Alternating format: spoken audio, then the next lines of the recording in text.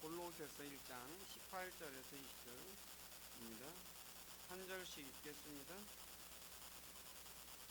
그분께서는 몸, 곧 교회의 머리심이라.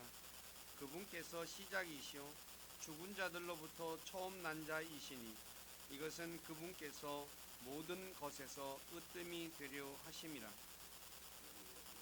그분 안에 모든 충만이 거하는 것을 기뻐하시고 그분의 십자가의 피를 통해 화평을 이루사 그분으로 말미암아 모든 것들이 즉 내가 말하노니 그분으로 말미암아 땅에 있는 것들이나 하늘에 있는 것들이 자신과 화해하게 하셨느니라.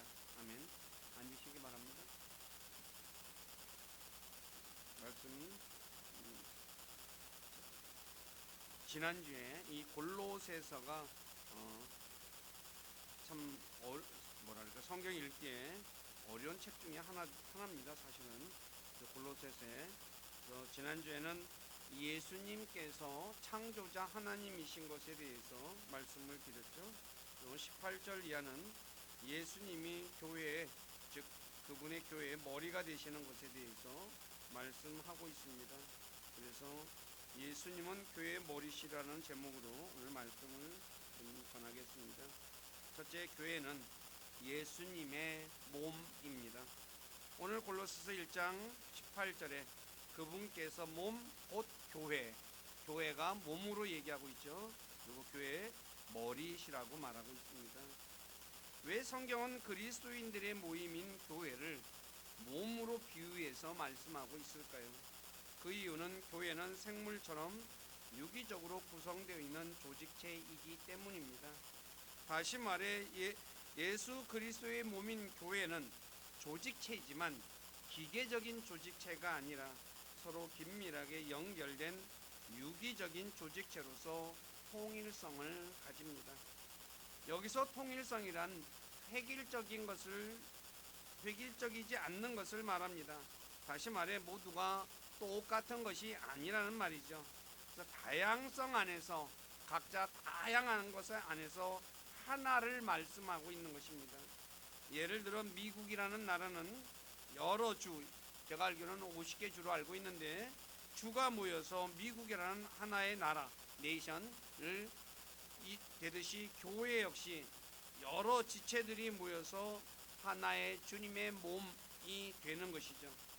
그래서 에베소서 4장 3절에 교회를 가리켜 성령이 하나 되게 하신 것, 우리말로는 이렇게 번역을 했는데 The Unity of the Spirit이라고 되어 있습니다.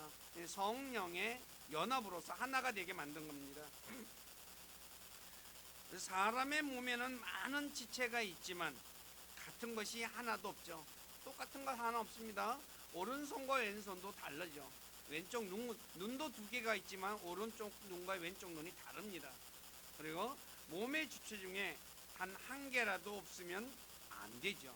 몸의 지체 중에서 어느 것 하나도 없으면 안 되는 것이 몸입니다. 그러므로 몸의 지체는 우열을 가릴 수 없이 모두가 필요한 것이에요. 어느 것이 좋다 나쁘다 얘기할 수 있는 것이 아니라는 겁니다. 단지 사람들의 눈에 보기에 이게 좋고 이게 나쁘다 생각할 뿐이죠. 그러므로 자신의 눈으로 지체를 판단해서는 안 됩니다. 로마서 14장 3, 4절에 먹는 자는 먹지 않는 자를 없이 여기지 말고 먹지 아니하는 자는 먹는 자를 판단하지 마라 라고 하면서, 그러니까 먹는 사람은 먹지 않는 사람은 없이 여기지 말고 먹는 사람은 먹는 자를 판단하지 말라고 말하죠. 하나님께서 그를 받으셨다래요. 그러니까 먹는 자나 먹지 않는 자 둘 다 받으시죠. 그러면서 뭐라고 얘기하냐? 다른 사람의 종을 판단하는 너는 누구냐? 그의 서거나 넘어짐이 그의 주인에게 달려있은즉 참으로 그가 세워지리니 하나님은 능히 그를 서게 하실 수 있느니라. 다른 사람의 종, 그리스도인들은 모두 하나님의 종이죠. 하나님의 종을 다른 종을 판단할 수 있습니까? 없죠. 그래서 판단하지 말라라고 말하죠. 몸 안에는 아무리 연약하고 보잘것없는 지체라 해도 귀할 뿐만 아니라 없어서는 안 될 존재입니다. 그러므로 결코 우리는 다른 지체를 내가 보기에 형편없다고 해서 업신여기는 사람이 되면 안 된다는 거죠. 그런데 성경이 이렇게 우리에게 가르쳐주고 있음에도 우리는 여전히 자신의 생각으로 다른 사람들을 판단하고 업신여기고 있죠. 우리가 업신여기지 말아야 할 이유는 첫째, 다른 지체를 업신여기는 행위는 그 사람을 구원하신 하나님을 업신여기는 것이기 때문에, 그래서 로마서 14장 2, 3절에 먹는 자는 먹지 아니하는 자를 업신여기지 말라라고 말하는 거죠. 먹는 자도 하나님이 그를 구원했고 먹지 않는 자도 그를 구원했어요. 그렇기 때문에 나는 먹고 너는 왜 못 먹어 하면서 업신여기서는 안 된다고 성경은 말하고 있죠. 하나님께서 자신의 핏값으로 구원하신 자를 업신여기면 업신여기는 사람을 하나님께서 어떻게 여기실까요? 하나님께서 그 사람을 사랑하실까요? 아니면 미워하실까요? 아마도 미워하실 것입니다. 이것은 자신이 사랑하는 자녀를 업신여기는 사람에 대해 자신이 어떻게 생각하고 있는가 생각하면 잘 알 수 있습니다. 속담에 고슴도치도 자기 새끼는 예뻐한다고 하듯이, 남이 보기에 아무리 못생겨도 또 다른 사람보다 못나도 부모는 자신의 자녀를 사랑합니다. 그리고 자신의 자녀를 사랑하는 사람을 좋아하듯이 하나님도 똑같습니다. 저와 여러분들이 이 부분을 정확하게 인식해야지 뭐예요? 다른 사람을 함부로 판단하고 업신여기지 않는다는 거죠. 그러므로 내가 보기에 못나 보여도 그가 그리스도인이라면 업신여기지 말고 사랑하고 예뻐해야 할 것입니다. 그러면 그 사람은 하나님으로부터 사랑을 받을 것이에요. 사랑받는 비결입니다, 이게. 그러니까 이거는 자녀를 키워본 분들은 다 알 거예요. 제가 예를 들어서 제가 아들이 있는데 어떤 사람이 우리 아들을 미워해요. 그럼 제가 그 사람에게 잘해주겠어요? 못해주겠어요? 잘해주지 못하는 거예요. 그런데 우리 아들에게 잘해줘요. 그러면 제가 그 사람에게 어떻게 하겠어요? 잘해줄 수밖에 없는 거예요. 이게 인지상정이라고 하는 거죠. 그렇기 때문에 하나님께서 저와 여러분들이 하나님의 사랑을 받을 수 있는 방법은 딴 것이 아니라 이 형제들을 사랑하는 거죠. 형제들을 사랑하면 하나님의 사랑을 받게 되어져 있는 거예요.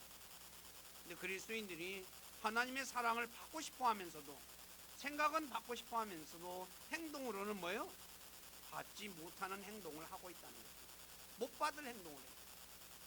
함부로 판단하고 함부로 욕하고 바보 같은 행동이죠. 그건. 우리 교회 식구들은 그런 분들이 함부로 돕기를 부탁드립니다. 여기서 그래서 한 몸의 지체라는 말씀은 지체 하나하나가 귀하고 각각의 모든 지체들은 서로 섬기는 것을 말하죠. 그래서 몸은 다 어떤 지체든 간에 섬기는 존재예요. 섬김을 받는 존재가 아니라 섬기는 것. 오른손은 손으로 섬기고 왼손은 왼손으로 섬기고 발은 발대로 섬기고 눈은 눈대로 코는 코대로 다 섬기는 거예요. 그래서 그 교회는 섬기는 곳이지 섬김을 받는 곳이 아니라는 걸 성경은 우리에게 가르쳐 주는 거죠. 몸의 모든 지체들이 각자 맡은 일을 하므로 맡은 일을 할 때 몸이 제 기능을 발휘하죠. 코가 숨 쉬는 일을 제대로 할 때 뭐예요? 제대로 발휘하는 거야. 코가 숨 쉬는 걸 제대로 못해요. 그러면 어디로 숨을 쉬어야 되죠? 입으로 쉬어야 돼요. 제가 어젯밤에 코로 숨을 못 쉬어가지고 입으로 숨을 쉬었어요. 그때 목이 다 타가지고 중간에 자다가 2번이나 깼어요. 왜요? 코가 기능을 제대로 못하니까. 다른 곳이. 그렇기 때문에 각자의 기능에, 고유의 기능에서 자기가 최선을 다할 때 교회가 어떻게 해요? 아름다운 모습으로 세워진다는 거죠. 그러면 그리스도인들이 언제 예수 그리스도의 몸의 지체가 되었을까요? 자신이 예수 그리스도를 구원자로 받아들이면 그때 바로 성령님께서 저와 여러분들을 그리스도의 몸 안으로 집어넣습니다. 그것을 성령 침례라고 말하죠. 이 성령 침례는 딱 한 번 일어나는 것입니다. 몸 안으로 들어가는 것이기 때문에 성령 충만은 계속해서 받는 것이지만 성령 침례는 딱 한 번 이루어지죠. 고린도전서 12장 13절에 그래서 우리가 유대인이나 이방인이나 매인자나 자유론자나 모두 한 성령에 의해 침례를 받아 한 몸 안으로 들어왔으니 그렇죠. 성령으로 의해서 침례를 받아서 침례는 잠기는 거죠. 그래서 몸 안으로 잠기는 거예요. 그래서 몸 안에서 한 몸에 되는 거죠. 그러면 어떻게 그리스도의 몸의 지체가 되는가? 어떤 지체가? 하나님께서 친히 기뻐하시는 대로 몸의 지체가 됩니다. 다시 말해 하나님께서 예수 그리스도를 믿는 그리스도인들을 어떤 사람은 눈으로, 어떤 사람은 손으로, 어떤 사람은 입으로, 어떤 사람은 발로 그렇게 고유의 기능으로 그 일을 할 수 있도록 집어넣어 준다는 거죠. 그러므로 내가 손이 되고 싶다고 손이 되고, 내가 입이 되고 싶다고 입이 되고, 내가 코가 되고 싶다고 코가 되는 것이 아닙니다. 하나님이 고유의 몸 안에 기능을 할 수 있는 그 사람에게 가장 적합한 기능을 할 수 있는 곳으로 몸의 지체 중에 하나로 침례를 시켜 주신다는 거죠. 그렇기 때문에 저와 여러분들은 이 사실을 잘 알아야 합니다. 그렇다면 하나님은 나를 주님의 몸 안에서 어떤 기능을 하게 하셨을까? 어떻게 해요? 기도해야 되겠죠. 내가 깨닫지 못하면 기도해야 되는 거예요. 그래야지 뭐야? 자기 맡은 일을 잘 할 수 있겠죠. 자, 번째, 예수님은 교회의 머리시죠. 에베소 5장 23절에서도 이는 남편이 아내의 머리됨이 그리스도께서 교회의 머리 되심과 같기 때문이다. 예수님은 교회의 머리가 되셔요. 머리는 사람이 몸에 있어 가장 중요한 곳입니다. 왜냐하면 머리는 모든 중요한 것에 대해 결정을 내리는 곳이죠. 머리가 결정을 다 내리면 어때요? 그래서 에베소 1장 22, 23절에 또 모든 것은 그분의 발 아래 두셨으며 그분을 모든 것 위에 머리가 되게 하사 교회를 위해 주셨느니라. 교회의 머리로 예수님을 세우셨다고 성경은 말하고 있죠. 그렇다면 몸은 머리에 복종해야 되겠죠. 그래서 교회가 아내가 남편에게 복종하듯이 교회가 그리스도께 복종하라고 성경은 분명히 말하고 있어요.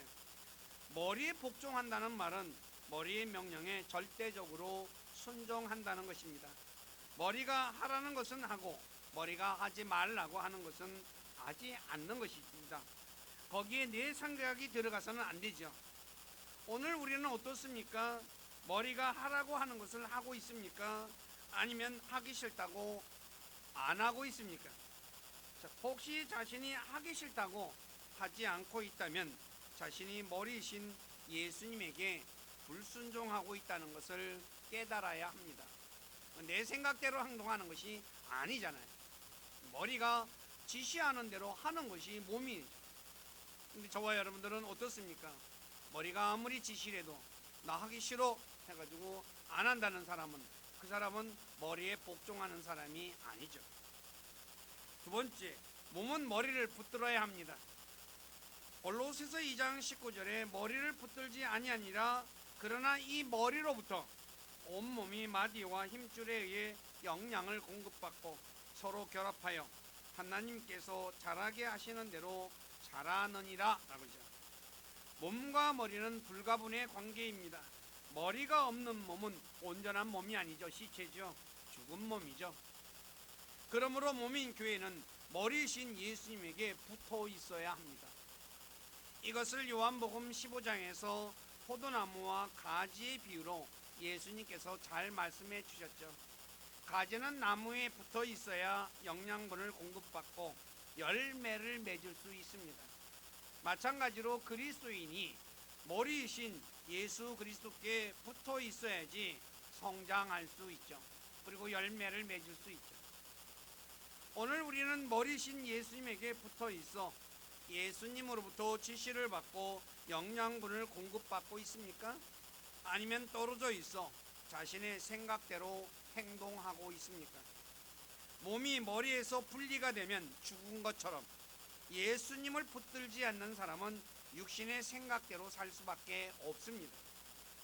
성경은 육신의 생각은 하나님의 법에 복종하지 않을 뿐만 아니라 하나님의 원수로 산다고 로마서 8장 7절에 말하고 있어요. 그러니까 그리스도인들이 예수님께 붙어 있지 않고 내 생각대로 살면 어떻게 해요? 하나님의 원수로 사는 거예요. 그냥 그렇게 살 수밖에 없는 거예요. 왜요? 예수님으로부터 영양분을 공급받지 않으니까. 그렇지 않습니까? 오늘날 그리스도인들이 어때요? 떨어져 있어요. 자기가 하고 싶은 대로 하면서 살아요. 그럼 나 구원받았어. 단지 그 구원은 한 가지만 생각합니다. 그 사람은 갓난아기로 태어났으니까 나는 갓난아기로 살다가 죽을래 라고 하는 사람하고 똑같은 사람이에요. 사람이 태어나서 갓난아기로 산다면 정상적인 사람일까요? 비정상적인 사람일까요? 다 비정상적인 사람이다. 태어났으면 자라야지. 그렇잖아요. 자라가지고 성장해가지고 일을 해야지. 근데 오늘날 그리스도인들 중에 나 구원받았어 라고 거기서 딱 멈추고 그 다음에 자기가 하고 싶은 대로 하며 사는 사람들이 진짜 많아요. 우리 교회 식구들은 그런 부분이 없기를. 세 번째, 교회는 예수님이 건축한 겁니다. 마태복음 16장 18절에 예수님께서 이렇게 말씀하죠. 베드로에게 또 내가 내게 이르노니 너는 베드로라. 이 반석 위에 내가 내 교회를 세우리니 지옥의 문들이 그것을 이기지 못하리라. 교회를 세운다. 빌드라고 이제 건축한다 이게. 그래서 교회를 가리켜 고린도전서 3장 9절에 하나님의 건물이라 라고 말하는 거죠. 교회가 하나님, 예수님께서 건축한 하나님의 건물이라는 거죠. 그러므로 예수님께서 건축하신 교회는 하나님의 것입니다.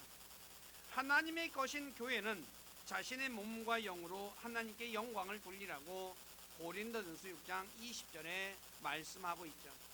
저와 여러분들은 내가 하나님의 것이라는 것을 인식하고 있습니까? 그래서 내 몸과 영으로 하나님께 영광을 돌리고 있습니까? 아니면 내 영광을 위해 살고 있습니까? 한번 자신을 잘 돌아보시기를 부탁드립니다. 그런데 오늘날 교회를 보면 하나님께 영광을 돌리지 않고 목사가 영광을 받으며 또 목사가 개척했다고 부흥시켰다고 목사의 것이 되어서 목사가 교회를 자신의 마음대로 하고 하는 그런 사람들이 있습니다. 그런 사람들은 나중에 하나님 앞에서 엄청나게 질책을 받을 것입니다. 너는 왜 내 것 가지고 네 것이냐 그렇게 소리치고 살았니? 라고 하면 그때 가서 뭐라고 말할까요? 그런 사람이 되면 안 되겠죠. 그리고 그리스도인들은 기초가 되시는 예수님 위에 살아있는 돌들로 영적 집을 건축해야 합니다. 베드로전서 2장 5절에 보면 너희도 살아있는 돌들로서 영적 집으로 건축되고 예수 그리스도를 통해 하나님께서 받으실 만한 영적 희생물을 드리는 거룩한 제사장이 되었다라고 말하고 있죠. 바로 저와 여러분이 살아있는 돌이에요. 그 돌로 하나님의 집을 짓는 거예요. 내가 하나님의 집을 짓는 그 돌이라는 거, 살아있는 돌. 이 사실을 알고 있습니까? 그리고 교회는 진리의 기둥과 터가 되어야 한다고 디모데전서 3장 15절에 말하고 있죠. 다시 말해 진리가 교회의 기둥이 되고 진리가 교회의 터가 되어야 한다는 거죠. 진리는 하나님의 말씀을 말씀하고 있죠. 그러니까 말씀이 기초가 되고 말씀이 기둥이 되고 말씀이 터가 되어야 한다는 거예요. 하나님 말씀이 아닌 것은 아무 가치가 없는 것이라는 거예요. 네 번째, 예수님은 교회의 기초가 되십니다. 고린도전서 3장 10절에서 11절에 사도 바울이 이렇게 말씀하죠. 내게 주어진 하나님의 은혜에 따라 내가 지혜로운 주 건축자로서 기초를 놓았고 다른 사람이 그 위에 세우되 저마다 어떻게 그 위에 세울지 주의할지니라. 아무도 이미 놓은 기초 외에 능히 다른 기초를 놓을 수 없나니 이 기초는 곧 예수 그리스도시니라. 바울이 예수 그리스도라는 이 기초를 세워 놓았고 그 위에 어떻게 세워야 할지 주의하라 해요. 아무렇게나 세우면 안 된다는 거죠. 그리스도인들은 예수 그리스도라는 기초 위에 자신을 세워야 합니다. 영적 집으로 돌로 살아있는 돌로 세워 나가야 되는 거죠. 다른 기초 위에 세워서는 안 됩니다. 예수님은 말씀이 육신이 되신 분입니다. 그러므로 하나님 말씀 위에 세워야 합니다. 하나님의 말씀인 성경에 기록되지 않는 장로들의 전통이나 교회의 전통 위에 세워서는 안 됩니다. 하나님의 말씀이 아닌 것, 이것은 모세가 성막을 만들 때 하나님께서 보여주신 양식에 따라 성막을 만들었다고 말하고 있죠. 또 솔로몬이 성전을 건축할 때 다윗이 준 양식대로 성전을 건축했습니다. 솔로몬이 성전 건축할 때 자기 생각대로 건축한 게 아니에요. 하나님께서 다윗에게 다 보여줬어요. 이건 이렇게 하고 이건 이렇게 하고 이건 이렇게 하고. 그래서 그걸 다윗이 솔로몬에게 주죠. 그래서 역대상 28장 11절 이하를 제가 몇 구절만 읽어드릴게요. 그때 다윗이 주랑과 거기의 집들과 보고와 다락방과 내부 거실들과 국률의 자리를 놓을 곳의 양식을 자기 아들 솔로몬에게 주고, 그 양식을 솔로몬에게 줘요.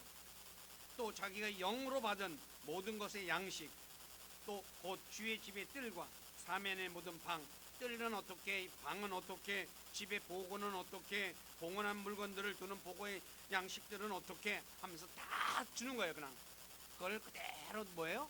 솔로몬이 건축한 거예요. 거긴 솔로몬의 생각은 한 0.01%도 들어가지 않아요. 마찬가지로 교회 역시 하나님의 말씀대로 건축해야 합니다. 그래서 바울은 고린도전서 3장 10절에서 자신이 주 건축자로 기초를 놓았고 다른 사람이 그 위에 세우되 저마다 어떻게 그 위에 세울지 주의하라라고 말합니다. 아무렇게나 세우면 안 된다는 거예요. 그런데 그리스도인들 중엔 자신의 생각대로 교회를 세우려고 하는 사람들이 있어요. 그래서 자신의 생각과 다르면 교회를 떠나요. 하나님 말씀대로 세우려고 하지 않고 이 교회가 내 생각대로 안 해, 그래가지고 가버려요. 그런 사람 많거든요. 특히 어떤 사람이 교회 처음에 개척할 때 같이 한 사람들, 그리고 신앙생활 좀 했다고 하는 사람들, 그런 사람들이 굉장히 성경 분명하게 말하고 있어요. 하나님 말씀대로 세워. 내 인간의 생각이 들어가면 안 돼요. 이런 사람은 겸손한 사람이 아니죠. 왜냐하면 자신보다 남을 더 낮게 여기면 자신의 생각과 다르다고 교회를 떠날 수 없기 때문이죠. 그런데 빌립보 2장 3절에 뭐라고 얘기하고 있습니까? 어떤 일도 다툼이나 헛된 영광으로 하지 말고 오직 겸손한 생각으로 각각 자기보다 남을 더 낮게 여기며, 남을 더 낮게 여기라고 했는데 내 생각대로 안 한다고 가버려요. 그럼 어떻게 그 사람이 겸손한 사람이에요? 아니죠. 그렇기 때문에 저와 여러분들은 교회를 세우는데 하나님 말씀 위에 세워야 한다는 것 잊지 마시기 바랍니다. 다섯 번째, 예수님은 모퉁이의 머릿돌이십니다. 마태복음 21장 42절에 보면 예수님께서 이제 종교 지도자들에게 얘기하는 거죠. 그들에게 이르되 너희가 성경 기록들에서 건축자들이 버린 돌, 바로 그 돌이 모퉁이의 머릿돌이 되었나니 이것은 주께서 행하신 것이요 우리 눈에 놀랍도다 한 말씀을 결코 읽어본 적이 없느냐. 시편 118편 22절의 말씀을 인용해서 예수님이 하시는 것입니다. 마태복음 21장 42절에 건축자들은 당시 종교 지도자들인 대제사장들과 바리새인들과 서기관들과 율법사들, 사두개인, 이런 사람들을 의미한다고 할 수 있죠. 왜냐하면 종교 지도자들이 예수님을 받아들이지 않고 십자가에 못 박아 죽였기 때문이죠. 그런데 예수님은 그래서 성경이 예수님을 가리켜 건축자들이 여러 가지로 얘기를 합니다. 우리말로 번역을 이렇게 하는데 업신여긴 돌이라고 말하는데 사도행전 4장 11절에 이 업신여기다는 말은 가치가 없다. 자기들이 보기에 가치가 없어 보였어요. 그 다음에 마가복음 12장 10절에 있으면 건축자들이 버린 거절한 돌이라고 얘기를 하죠. 그 다음에 베드로전서 2장 7절에 보면 건축자들이 거부했다고 하는데 디스알로온 단어를 쓰는데 이 단어는 허락하지 않는 거죠. 배척해버린 거죠. 왜 건축자들이 예수님을 업신여기고 버리고 거부한 돌이 되었을까요? 왜 예수님을 이렇게 별 볼 일 없는 걸로 해서 여겨서 버렸을까요? 그것은 종교 지도자들이 보기에 예수님이 흠모할 만한 아름다움이 없고, 이사야 53장 2절에 예수님의 모습에 대해서 얘기했죠. 흠모할 만한 아름다움이 없어요. 그 다음에 요한복음 7장 15절에 예수님은 배운 적도 없다고 나오죠. 그 다음에 직업이 목수였어요. 또 예수님께서는 종교 지도자들과 함께 하지 않고 죄인들과 세리의 친구가 되었죠. 그래서 누가복음 7장 34절에 세리와 죄인의 친구라고 비아냥거리는 내용이 나오죠. 오늘날로 말하면 종교 지도자들이 보기에 예수님의 외모가 아름다워 보이지 않았고, 좋은 대학교도 나오지 않았고, 직업 역시 변변치 못한 목수였고, 자신들이 보기에 죄인이라고 생각하는 천한 신분의 사람과 어울렸기 때문이죠. 그래서 업신여기며 버리며 거부한 것이에요. 무슨 얘기인지 이해가세요? 오늘날도 그렇죠. 사회에서 좋은 대학교 나오면 잘생기고 좋은 대학교 나오면 하죠. 그런데 좀 못생겼어요. 대학교도 어떻게 해요? 흔히 말하는 뭐 지방대 나왔다 그래요. 그리고 지방대 나오면 뭐라 그래요? 지잡대라고 하면서 아주 비하하죠. 그죠? 그리고 뭐 직업이 뭐예요? 또 알아주는 직업, 뭐 흔히 말하는 대로 사자 붙은 직업이 아니라 그냥 형편없는 직업을 가지면 뭐라 그래요? 쳐다보지도 않아요. 그리고 노는 같이 어울리는 사람들 보면 또 어때요? 변변한 사람 하나도 없어. 그러면 그 사람들 어떻게 해요? 같이 어울리려고 해야 안 해요? 같이 자기들의 그 그룹 안에 받아들이질 않아요. 무슨 말인지 이해가세요? 그리스도인들은 사람의 외모를 중시하지 말아요. 그리고 육신으로 판단하지 말아요. 이게 굉장히 중요합니다. 근데 죄송한 얘기인데요, 대부분의 그리스도인들이 외모로 판단하고 있고, 외모를 중시하지 말라고 말해도 중시하고 외모로 판단하는 게 현실이에요.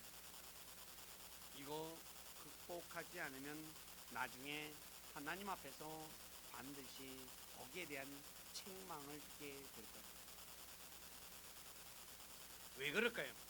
하나님은 사람의 외모를 중시하지 않는 분이라고 베드로전서 1장 17절에 말씀하고 있어요. 사람의 행위에 따라 심판하시는 분이지, 내가 뭘 했느냐에 따라서 심판하지, 내가 잘생겼냐, 좋은 대학교 나왔느냐, 좋은 직업 가졌느냐, 그런 거 보지 않으신다는 거예요. 저와 여러분들이 정확하게 알고 믿어야 돼요. 그리스도인들이 좋은 대학교 나와가지고 또 좋은 직장 가지고 하면 어떻게 해요? 대단한 것이 그냥 착각하는 사람들이 있는데, 그리고 행동은 어떻게 해요? 엉망진창으로 해요. 엉망진창. 그런 사람은 하나님 앞에서 나중에 심한 질책을 받아요. 성경이 분명히 말하잖아요. 각 사람의 행위대로 심판하시는 아버지. 그러면서 너희가 여기 잠시 머물 동안 두려움 가운데 지내라. 저와 여러분들 잠시 머무는 체류자예요. 조금 있으면 아버지 앞으로 갈 사람들이잖아요. 어떻게 지내라? 두려움 가운데 지내라. 조심해서 살아가는 거예요. 나중에 주님 앞에 섰을 때 후회하는 사람 되지 말아야 되겠죠. 저와 여러분들이 말과 행동 것이 조심해야 한다는 것을 기억해야 합니다. 예수님은 시작이시라고 말씀하죠. 왜 예수님을 시작이라고 말할까요? 예수님 이전에 지어진 신이 없기 때문입니다. 이 말씀은 예수님 이전에 아무것도 없었다는 말이죠. 이사야 43장 10절에 주가 말하노라. 너희는 나의 증인이요 내가 택한 나의 종이니 이것은 너희가 나를 알고 나를 믿으며 내가 그인 줄 깨닫게 하려 함이라. 나 이전에 지어진 신이 없었으며 나 이후에도 없으리라. 한 예수 그리스도님, 즉 이 예수 그리스도 외에는 지어진 신이 없어요. 그렇기 때문에 저와 여러분들은 바로 이 주님이 바로 아버지와 함께 계신 분이고 하나님의 창조를 시작하신 분이라는 것 잊지 마시기 바래요.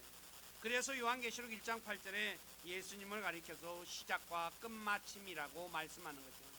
예수님이 처음과 마지막 모든 것이에요. 그리고 죽은 자들로부터 처음 나신 분이라고 말씀하고 있죠. 죽은 자들로부터 처음 난 자라는 이 의미는 예수님이 죽은 자들로부터 부활하셔서 죽지 않으신 처음 남 분이라는 의미입니다. 성경에는 죽었다가 살아난 사람들 많이 있죠. 구약의 사르밧 과부의 아들, 또 요나도 죽었다가 살아났죠.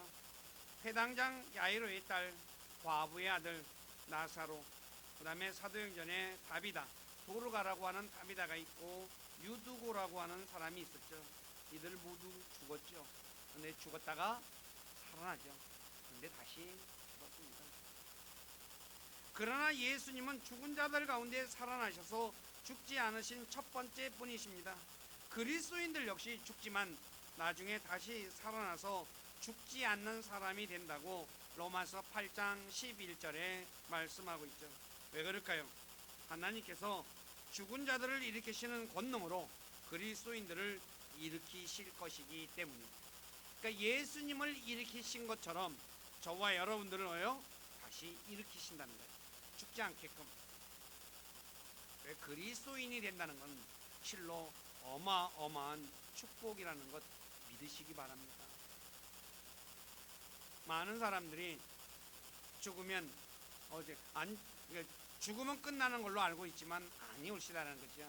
성경은 우리 주님이 오시면 저와 여러분들을 다시 일으켜 주셔서 영원히 함께 사실 것입니다. 마지막으로 여섯 번째, 예수님은 모든 것의 으뜸이십니다. 한마디로 예수님보다 뛰어난 이가 없습니다.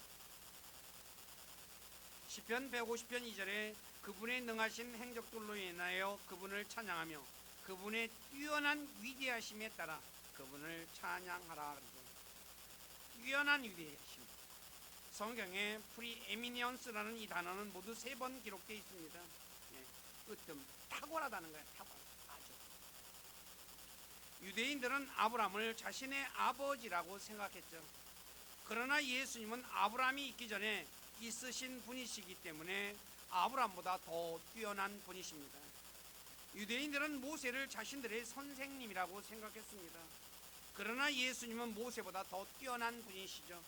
왜냐하면 예수님은 아들이지만 모세는 하나님의 집의 종이라고 히브리서 3장 5에서 6절에 말씀하고 있죠. 종과 아들 비교가 됩니까? 종과 아들은 비교 대상이 아니죠. 그래서 히브리서에서는 예수님을 가리켜 천사보다, 모세보다, 여호수아보다, 대언자들보다, 대제사장들보다, 아브라함보다 더 뛰어난 분이라고 말씀하는 것입니다. 왜 예수님이 왜 언급된 자들보다 더 뛰어나실까요? 그 이유는 예수님은 하늘과 땅과 땅에 있는 모든 것을 창조하신 창조주이시며 그분의 몸인 교회의 머리이시며 또 하늘과 땅에 있는 모든 권능이 예수님에게 주어져 있기 때문이죠. 그래서 마태복음 28장 18절에서 예수님께서 제자들에게 하늘과 땅에 있는 모든 권능이 내게 주어져 있느니라. 하늘과 땅에 있는 모든 권능이 예수님에게 있어요. 그러니 예수님보다 더 뛰어난 이가 있을 수 있겠습니까? 없죠. 그분이 그런데 저와 여러분들의 구원자가 되십니다. 장차 신랑이 되십니다. 어마어마합니다. 흔히 말하죠. 여자들은 남자를 잘 만나야 된다. 그렇죠? 그래서 여자들이 남자들 학벌 보고 외모 보고 다 보잖아요. 왜 그렇게 해요? 남자의 신분에 따라서 여자도 신분이 상승되거든요. 요새는 또 뭐 여자가 더 뛰어난 여자들도 있어요, 보면은. 근데 옛날에는 안 그랬죠. 아, 남자가, 예를 들어서 남자가 뭐예요? 회사에서 부장이면 부장 부인 되는 거고, 사장이면 사장 부인 되는 거고, 공무원사에서 장관이면 장관 부인 되잖아. 군대 같은 경우는 어때요? 또 대위 부인하고 중위 부인, 중령 부인, 대령 부인하고 별 부인하고 똑같아요? 하늘과 땅이. 우리 집사람 얘기 내가 옛날에 들어보니까 우리 사람 친구 중에 부인이 공군 중령 대령들이 있었는데 친한 친구가 중령 부인이었어요. 동창이 부대를 들어갔는데 동창이 대령 부인이, 그러니까 동창이 대령 부인이 있대요. 그 앞에서 뭐야 쪽소리도 못 듣대요. 친구 동창인데도 그렇대요. 군대가. 왜요? 남편이 되겠다.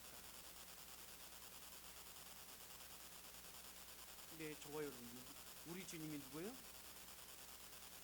우주 만물을 창조하신 참, 이게 시시해요? 어마어마. 오늘 그리스도인들이 이 사실을 너무 잘 믿어지지가 않아서. 네, 하나님의 말씀이 거짓이요 사실 믿으시오. 그렇대요. 아버지 하나님, 오늘 부족한 자가 교회가 예수님의 몸이며 예수님은 몸인 교회의 머리라고 머리에 대해서 말씀을 전했고, 그리고 이 교회는 예수님이 건축한 것이고 예수님이 기초가 되시고, 그리고 예수님 위에, 그 기초가 되는 예수님 위에 교회를 잘 건축해야 된다는 것 말씀을 전했습니다. 부족한 자가 어찌 교회에 관한 진리를 모두 다 전할 수 있겠습니까? 주님께서 약속하신 진리께서 우리 사랑하는 지체들에게 함께 해주셔서 교회가 주님의 몸으로서 어떤 것인지 가르쳐 주시고, 내가 몸의 지체가 된다는 것이 얼마나 큰 은혜고 축복이라는 것 깨닫게 도와주시옵소서. 그래서 몸인 교회를 귀하게 여기는 복된 그리스도인으로 살아가도록 주께서 이끌어 주시고 영광을 받으시옵소서. 모든 것을 주님께 의탁하며 우리 주 예수 그리스도의 이름 안에서 기도드립니다.